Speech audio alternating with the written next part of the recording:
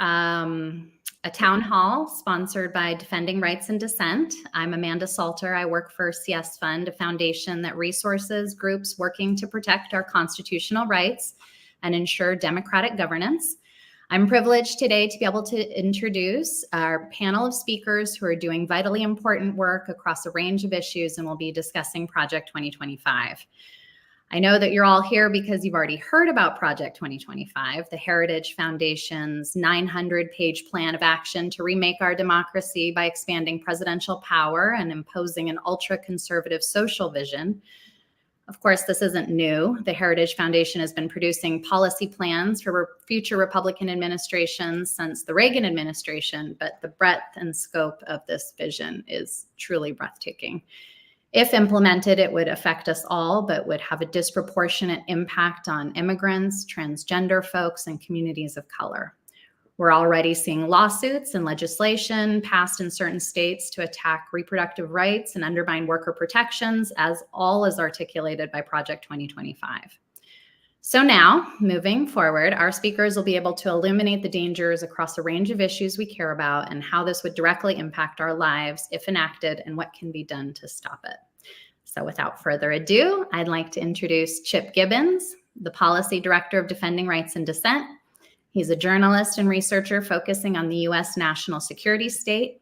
Chip is currently working on the Imperial Bureau, a book forthcoming from Verso Books, based heavily on archival research and documents obtained through the Freedom of Information Act. It tells the history of FBI political surveillance and explores the role of domestic surveillance in the making of the U.S. national security state. Thank you for being here, Chip. And I'd also like to introduce Joe Spielberger, who's the Policy Counsel for the Project on Government Oversight's Effective and Accountable Government team. He advocates in Congress and the executive branch to strengthen whistleblower rights, protect a merit-based civil service, and promote government ethics and transparency. Welcome to you both.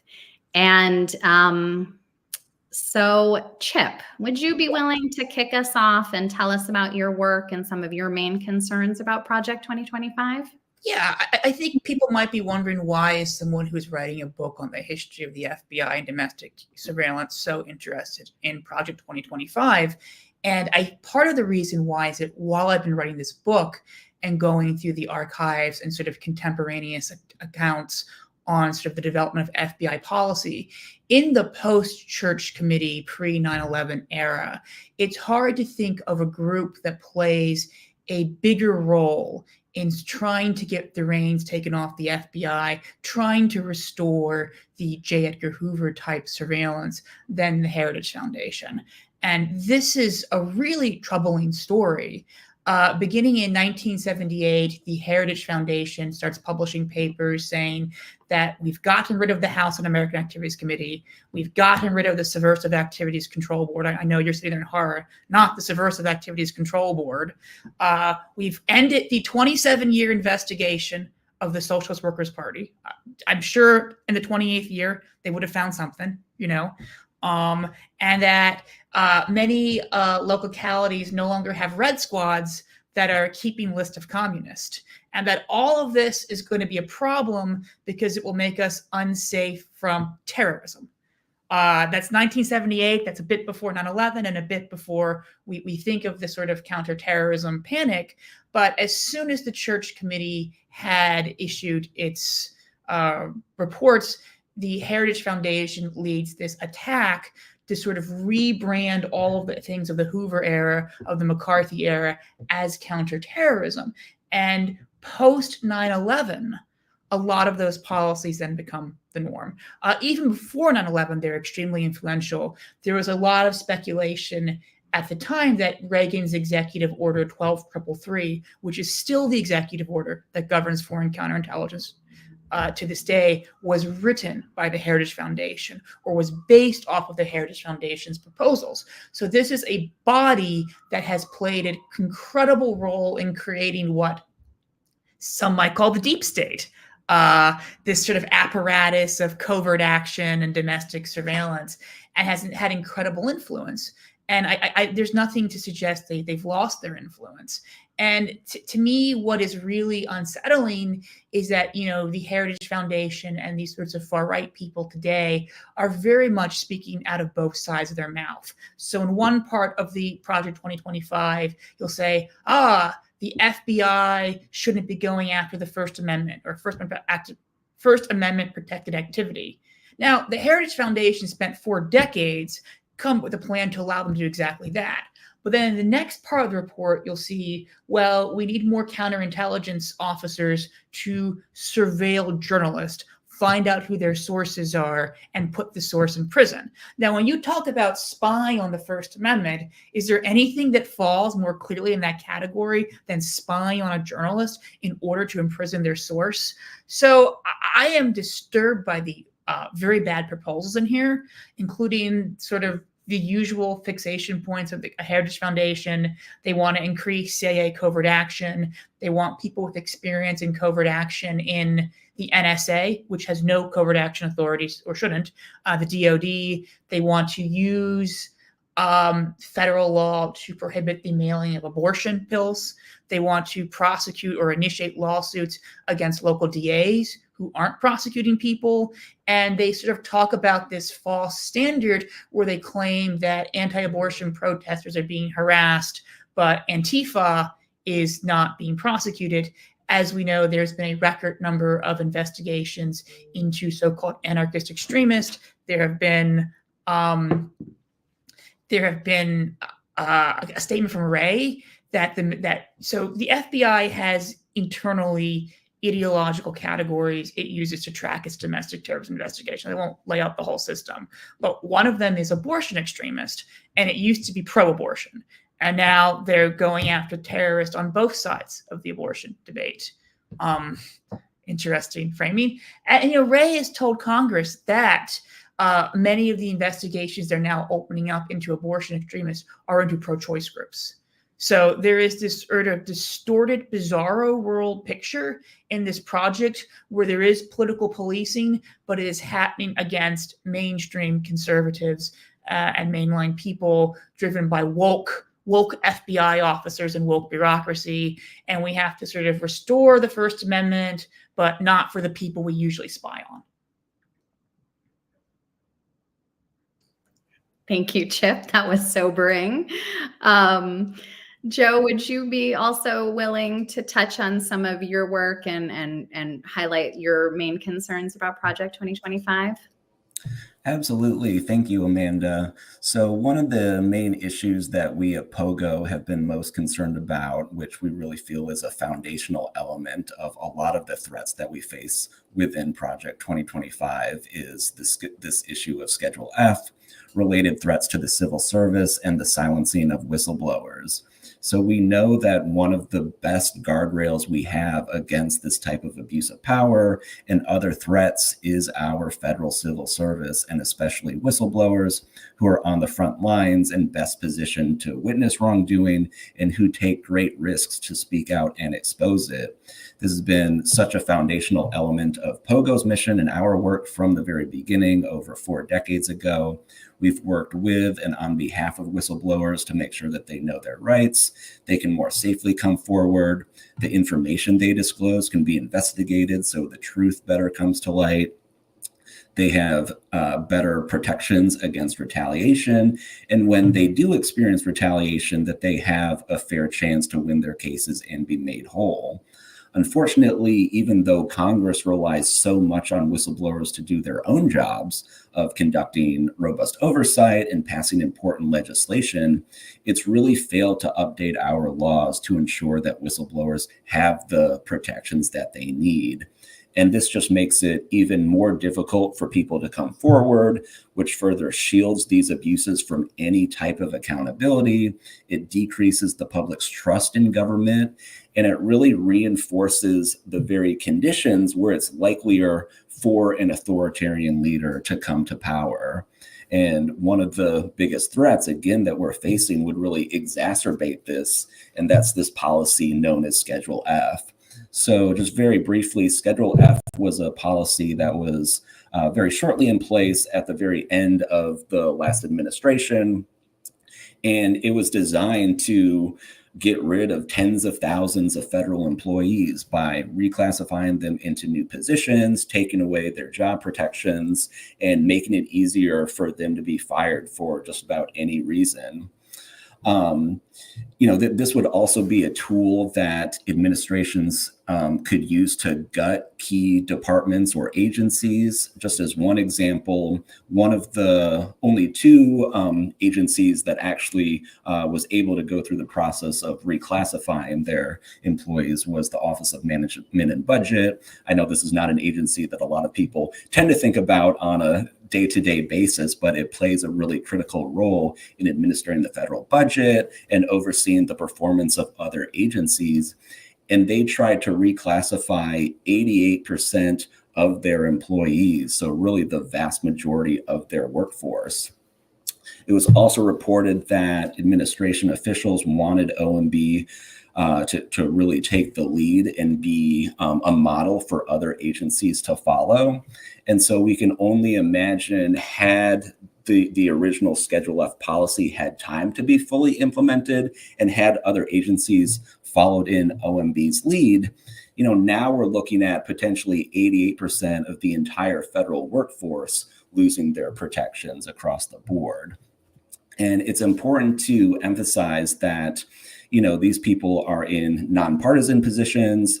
They're people who've been hired because of their expertise, because of their commitment to upholding our Constitution and our rule of law.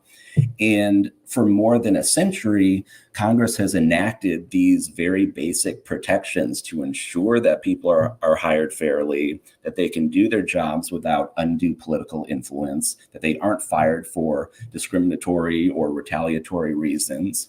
And they can speak the truth and provide accurate information, especially if it's not what a president or a political appointee wants to hear. And all of this has allowed us over these many decades to create a government that is more responsive and more accountable to the needs of the people.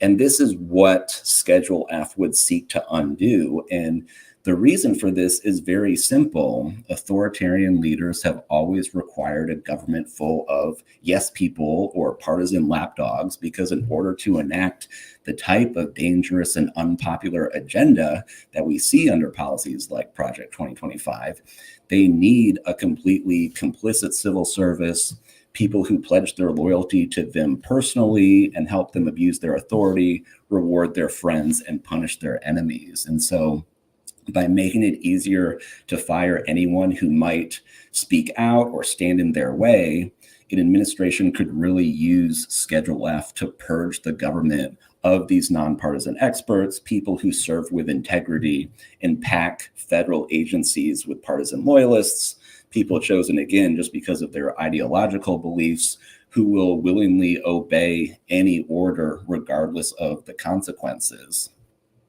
But even if an administration doesn't actually fire these tens of thousands of employees, just by taking away their rights and protections, it creates this widespread chilling effect and a climate of fear throughout the government where, for example, refusing to violate the law could be seen as insubordination. There's certainly no room for dissent, and whistleblowers are further silenced because in that type of environment, how many people would even think about trying to speak out and do the right thing when their jobs, careers, and livelihoods are further on the line? And so I think to that point, under that type of chilling effect, it can even be hard to imagine just how much abuse of power and other corruption might go unknown and certainly unaddressed.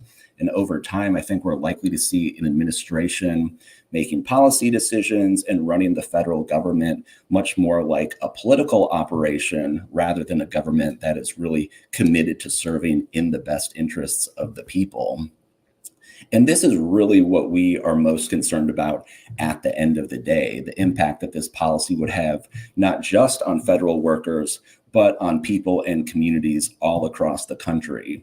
So, for example, Schedule F could impact any federal employee who works on, for example, healthcare, Social Security, and other safety net programs. labor protections and workplace investigations, national security, highway and aviation safety, food safety, having clean water to drink and clean air to breathe, basically all of the people who work to provide all of these services, benefits, and protections that we all rely on to live our lives. And so what are some of the implications for the public under a policy like Schedule F? Well, I think at best, it means that we're probably not hiring the best people for the job or people who necessarily even understand these programs and how they're run. And we could see the slow degradation of services and benefits over time. And of course, more important or more concerning is the fact that an authoritarian leader could really weaponize every tool and resource of the federal government against their perceived political opponents wherever they are. But, for example, if you're a veteran receiving services or benefits through the VA, you want to be able to trust that people who are in those important positions are hired because they understand those programs and how to provide the highest standard of care. If you're a senior receiving Social Security or Medicare, for instance, you want to trust that your benefits are being processed and delivered fairly, regardless of whether you live in a red state or a blue state. If you're a taxpayer, you want to know that the IRS won't unfairly audit or fine you. If you live in any community across the country, you deserve to know that the president won't send federal law enforcement or the military into your communities because they view you or your families or your neighbors as political enemies or threats. When we think about communities at risk for natural disasters, we almost always see accusations, at least, of politicized responses to these disasters. But especially when people's lives are on the line, we need to be able to trust that the information that the government is telling people is accurate so they can, keep themselves and their families safe, and that disaster relief is distributed competently and fairly to communities in need.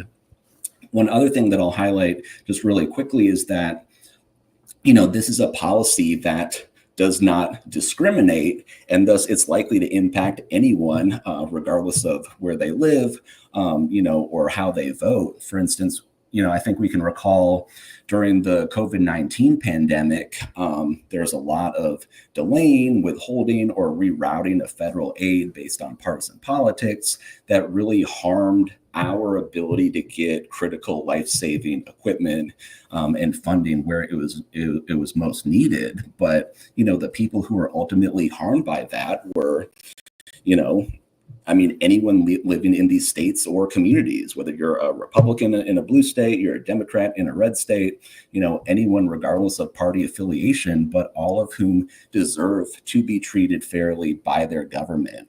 And I think that's ultimately one of the gravest dangers, is when these basic services and protections are really being politicized and federal relief is not getting to communities in need. It can just further pit different communities against each other, fuel more hatred and conflict, which sustains authoritarianism over the long term. And so when we talk about some of these dangers of policies like Schedule F, while we certainly want civil servants to have their rights and protections that they've earned, we also want to be very clear about the harms that this would have on communities across the country and how it's likely to be felt in very personal ways.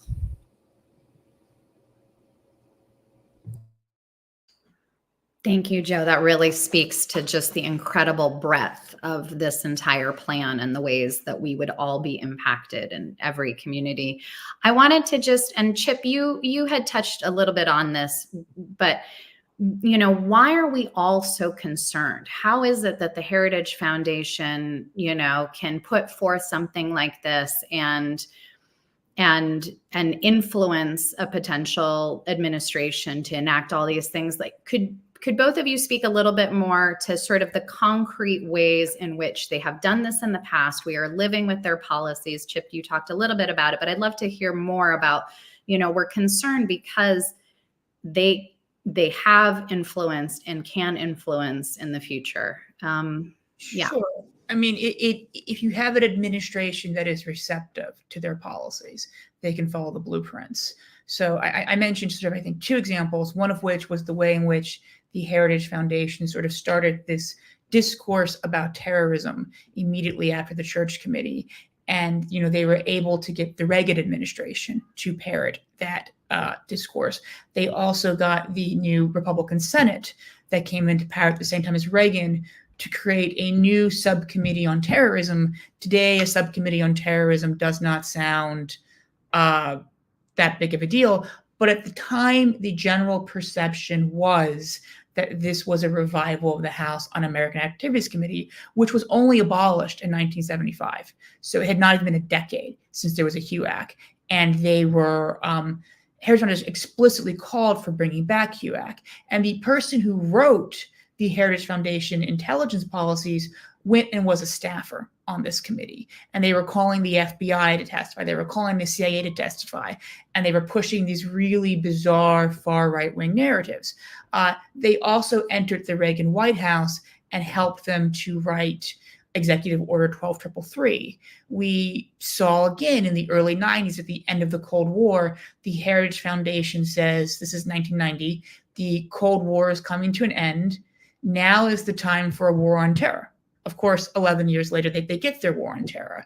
But through shaping the discourse around terrorism as basically a rebranded for McCarthyism, counterterrorism, they argued for this preventative policing that was not tied to people who were foreign agents and not tied to people who are suspected of a crime. One of the very famous quotes that happens at the terrorism subcommittee is the FBI is very good at looking at people now who are foreign power, agents of foreign powers, and people who are committing terrorism.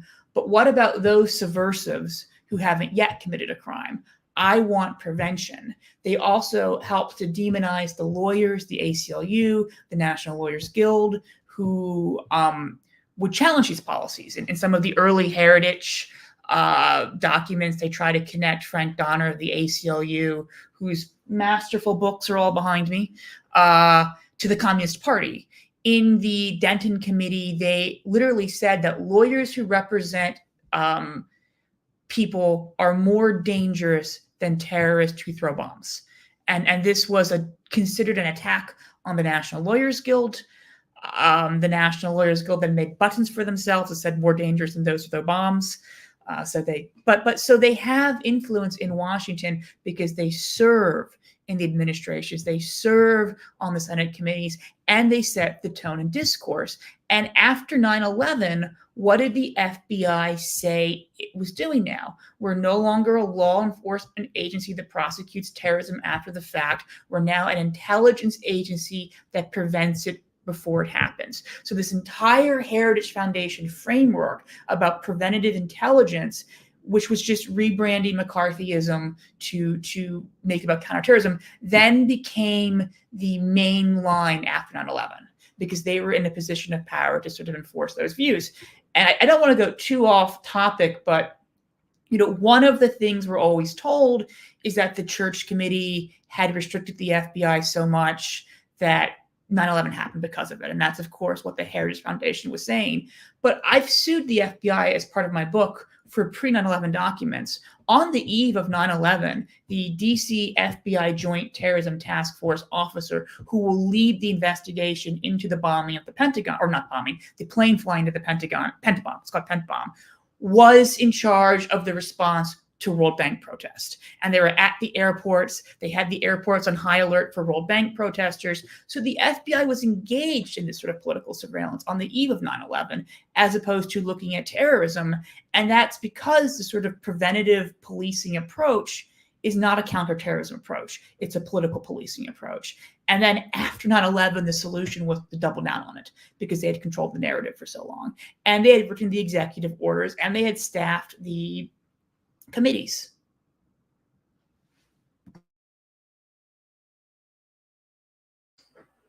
Joe, is there anything you wanted to add or?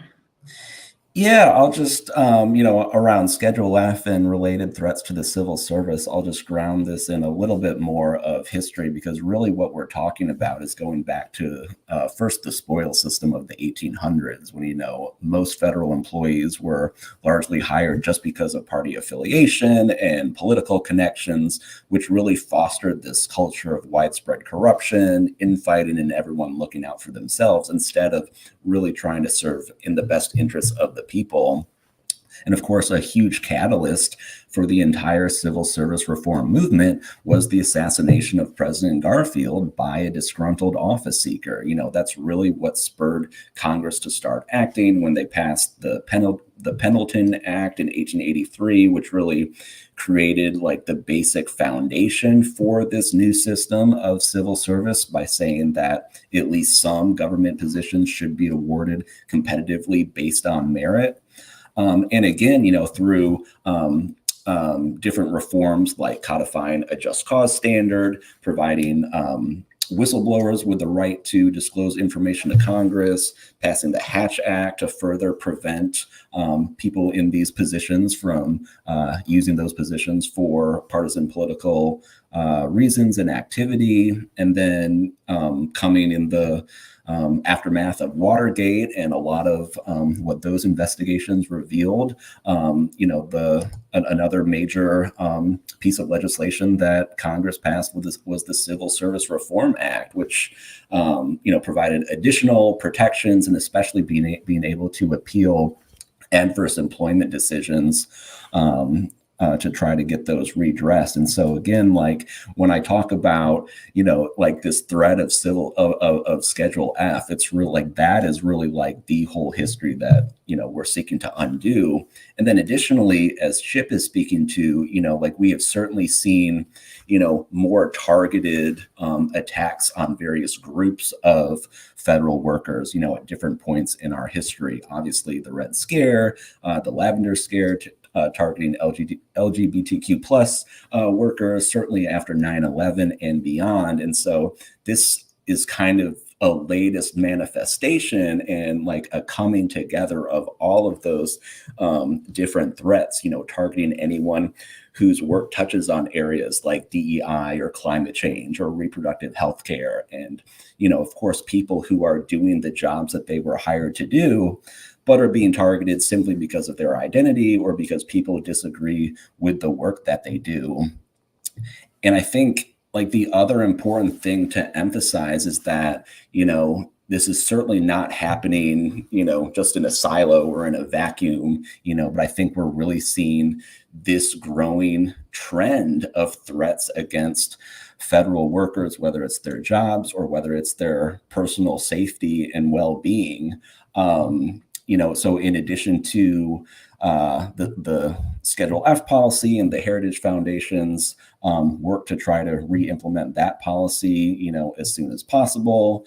They're also, of course, in the process of vetting tens of thousands of individuals to fill these important roles. And it's important to note that that in and of itself is not unusual. I mean, there are lots of groups that will, go through the process of getting applications and looking at potential new hires. But the difference is that that vetting process is really, again, not based on qualifications and merit, but it's based on seeing like how loyal they are to an individual leader or a partisan ideology.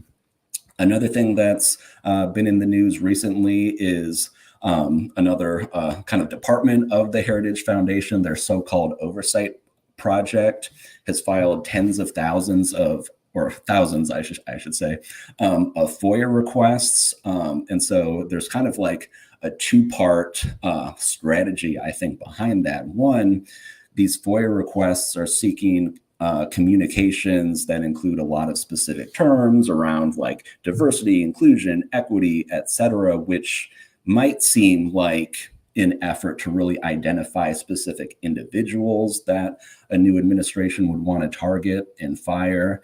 And it also has kind of the impact of gumming up the works for legitimate oversight and legitimate FOIA requests that could come in. And so by putting in thousands of these like more frivolous requests, it can really delay agencies from responding to real requests for legitimate oversight purposes.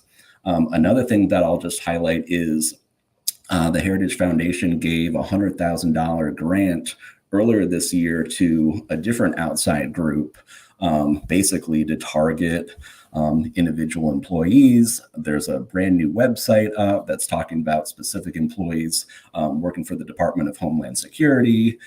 It probably comes as no surprise to a lot of people on this call that most of those employees who are being targeted are women and or people of color.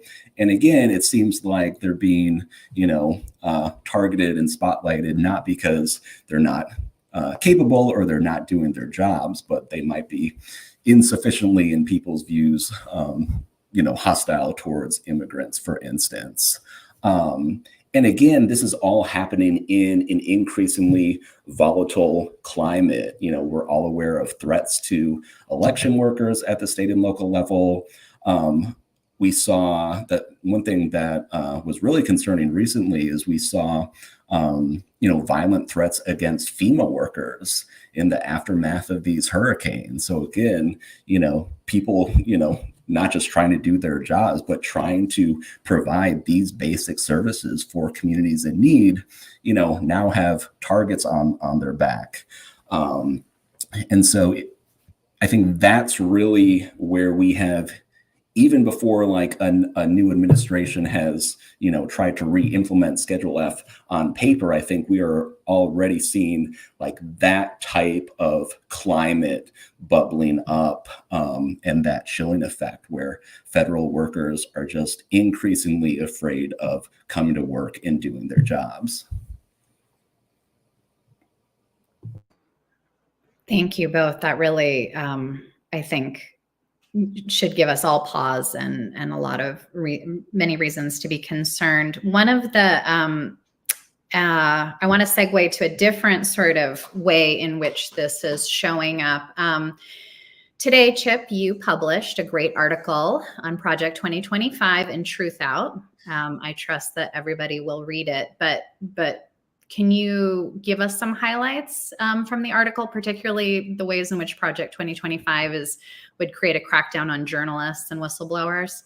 Sure. So buried in the intelligence section of Project 2025 is a call for the intelligence community to use all of the sources at its disposal to prosecute what they call leakers. I don't really like the phrase leakers. I use whistleblowers or journalist sources, including by repealing Merrick Garland's restrictions on subpoenaing journalist records. So what happened was at the end of during the Trump administration, the Department of Justice tried to obtain records from a number of news outlets, including New York Times, CNN, and I'm blanking on the other one.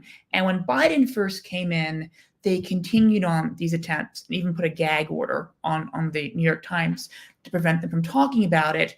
But eventually they reversed course, and Garland put into place a policy that prohibited them from obtaining journalist communications and their phone records in order to find out who the source was.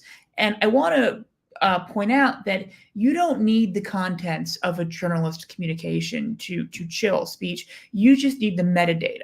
During the Obama administration, a board member of Defending Rights and Dissent, Jeffrey Sterling, was prosecuted under the Espionage Act. He was a CIA whistleblower, and the government accused him of giving information about a botched covert action against Iran to James Risen. Sterling denied and continues to deny that he did that, but they introduced into court evidence that he had called Risen on the phone. Now, Sterling had sued the CIA for racial discrimination, so there was a number of reasons for him to talk to this journalist on the phone, but they were able to convict him based on the simple crime that he spoke to a journalist later published classified information. Therefore, Sterling must have been the source. And in addition to rolling back these guidelines that are, I think, very modest, they also explicitly call for increasing the number of FBI counterintelligence officials with the aims of finding journalist sources. Now, some people might be sitting there thinking, why would the counterintelligence division of the FBI, which is tasked with going after hostile foreign spies, be involved in spying on journalists? And the reason for this is my other favorite subject besides the FBI, the Espionage Act of 1917, which is still the main law we use to prosecute national security whistleblowers. Therefore, under the current structure of the FBI, the responsibility for hunting leakers of classified information, whether they are spies or whistleblowers, is in the FBI's counterintelligence division. And if you go on the FBI counterdivision's website, it lists their priorities, and it's not a ranked list, but protecting secrets is higher than going after spies, and it comes before preventing the proliferation of nuclear weapons. And I'm personally more concerned with preventing the proliferation of nuclear weapons than stopping Chelsea Manning from giving WikiLeaks a video of US soldiers murdering a journalist. But obviously I don't set the FBI's priorities. Otherwise it'd be a very different world. So you have this sort of two-prong attack on journalism. First, you're going to repeal these guidelines that limit when they can spy on journalists, and then you're going to increase the number of spies to spy on journalists. And I want to stress that it's particularly disturbing this is in the counterintelligence division for a number of reasons. The FBI is it describes itself as an intelligence-driven national security agency with law enforcement and intelligence components. When they have to mention intelligence twice, you know there's a lot of it going on there. But the FBI, I don't think most people realize this, is unique as an agency in the world because it's both intelligence and law enforcement. And usually you have either a law enforcement agency which is responsible for prosecuting crimes and therefore has to follow higher Fourth Amendment standards, has to follow norms of criminal procedure, and intelligence agencies which have no nexus to prosecuting crimes and are about just sort of gathering information for the sake of gathering information. And so the intelligence components of the FBI have less restrictions on them because there's no nexus to criminal procedure. So they have more expansive security powers. They have more expansive surveillance powers. They have access to information that law enforcement generally doesn't get access to, although post-Patriot Act, that's not necessarily the case anymore. And they have less restrictions. So we have the responsibility for spying on journalists in the most abusive part of the FBI, and they have access to this overly broad, unconstitutional law, the Espionage Act. So the Heritage Foundation is unfortunately not necessarily proposing something new, but they are finding a way to exacerbate a current problem. And, it is very unfortunate that we have had bipartisan administrations allow the FBI counterintelligence to go after journalists, to allow the Espionage Act to be used the way it is. And if you're really frightened about how Trump might go after like mainstream journalists, you should be concerned with the way Obama and Biden allowed them to go after Assange and Snowden and Manning.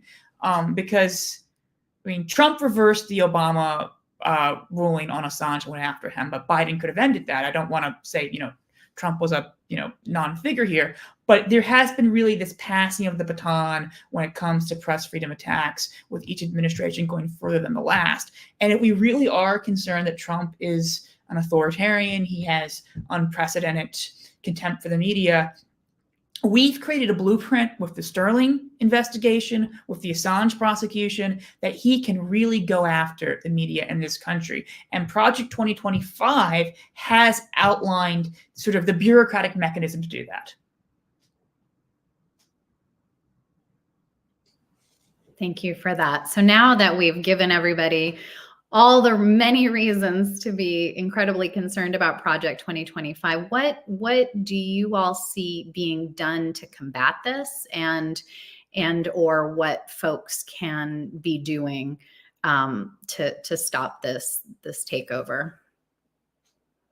So I don't know what folks are doing to combat this, but I have concrete policy solutions that would solve the thing I just talked about. First of all would be Congress passing the Press Act. The Press Act has passed unanimously in the House and is now stalled in the Senate, where I have to point out the Democrats are in charge and could bring this to the floor and could finally get this passed. The Press Act would protect journalists from the type of surveillance the Heritage Foundation wants to engage in. The Garland guidelines are an attorney general's policy. As we know from other attorney general safeguards for civil liberties, if one attorney general can write them, the next one can remove them with the stroke of the pen. And we have seen that with a number of other attorney general restrictions on domestic surveillance. But a congressional law has to be repealed by Congress. The other thing that we really need to be talking about is to amend the Espionage Act so it can no longer be used against whistleblowers, journalist sources, journalists, publishers, and just members of the public. The U.S. government, in a closed-door session in a prosecution of a CIA officer who had allegedly given information to WikiLeaks, apparently told the judge, based on the judge's comments at a non-closed-door session, that if you are a U.S. person and you share a New York Times article on Twitter that contains national defense information, you've broken the Espionage Act. So the Espionage Act has a very broad and expansive potential, and we need to reform it. It's actually not that hard to do. Everyone always says it's really hard, but Defending Rights in Dissent, working with Rashida Tlaib, has put forward a really straightforward blueprint that would resolve like 90% of the problems with the Espionage Act. And the final thing we need to do is we really need to finish what the Church Committee started and finally reform the FBI and stop them from being a political police and cut back on their national security powers. A very popular idea in the late 80s and early 90s was that if the FBI should not have been allowed to investigate or spy on activity with a First Amendment nexus without a criminal predicate, as opposed to a national security predicate. Because it turned out after the Church Committee, they were repeating a lot of the Hoover-type investigations under foreign counterintelligence powers. We need to say to the FBI, Congress does, in law, you cannot spy on First Amendment activity without a nexus to a crime. And because we've reformed the Espionage Act, journalism is not a crime, whistleblowing is not a crime. So you guys need to go look elsewhere. Maybe try actual terrorists, actual spies. I don't know. Seems like maybe the FBI could find some work to do in its counterintelligence and counterterrorism divisions that's not like harassing Quakers and spying on journalists. Again, though, I don't set their priorities. I wish I did. I think we all wish you did, Chip. Thank you. Thank you. Joe, do you have anything you'd like to add? Yeah, I'll just start by echoing Chip a little bit, because I think he's making a really important point that as we're all talking about, Project 2025 and what seems like a new threat in many ways, I think it's really important to recognize that many communities across the country have been living under these types of tactics for decades, centuries, and longer, whether it's mass surveillance, police violence, mass incarceration, internment camps, et cetera, et cetera. Oftentimes, as Chip is speaking to, with the support of both major political parties. And so I think moving forward, it's important to be mindful that combating these threats will be a focus, regardless of where we are a year from now, 4 years from now, a decade from now, et cetera. When I think about work that's been done over the past year and the past couple of years, especially in response to Project 2025, to that end, we really need to ensure that all of that organizing, coalition building up new partnerships in ways that people in different groups have engaged just continue to grow, because this is this long-term fight to ensure that our country lives up to the full promise of democracy. So with regard to Schedule F, a few just takeaways that people can walk away with are: one, the first thing is to simply just stay engaged. We know that this is a pretty wonky issue that doesn't usually resonate with people or the general public. It's also obfuscated under this very innocuous name of Schedule F. But if you go to POGO's website, for instance, pogo.org, you can sign up for our newsletter, get updates about Schedule F and our policy priorities, add your name to various advocacy actions, one of which would be contacting your member of Congress and telling them to co-sponsor this bipartisan bill, the Saving the Civil Service Act, because at the end of the day, we really need Congress to legislate to fully protect the public from a more politicized civil service. And lastly, from POGO's perspective, we are going to keep focused on the work that we've been doing, all of the work that we've been doing to speak to different audiences and to work through the media to shift this public narrative to say that Schedule F and these threats to the civil service are not just an issue that should be of concern to people in the DC Beltway or to federal employees themselves, but this really is about protecting the public from a more politicized civil service. So, we're going to be focused on know your rights trainings and different campaigns, working more directly with federal workers and whistleblowers. And, we'll really, regardless of where we are months from now or a year from now, we'll really be doubling down on the work that POGO has been doing over more than 4 decades. And by lifting up and championing the rights of federal whistleblowers and telling their stories, we can help ensure that even in the midst of all of these various threats that we're facing, we will still have good people in government, people who serve with integrity and who are willing and able to speak out and do what's right. Thank you both. I feel like that is a powerful call to action and clear about what is being done and what can be done. And I'm just grateful to both of you for all of your important work, your expertise, and grateful for this conversation. So thank you both for your time. And we'll end there.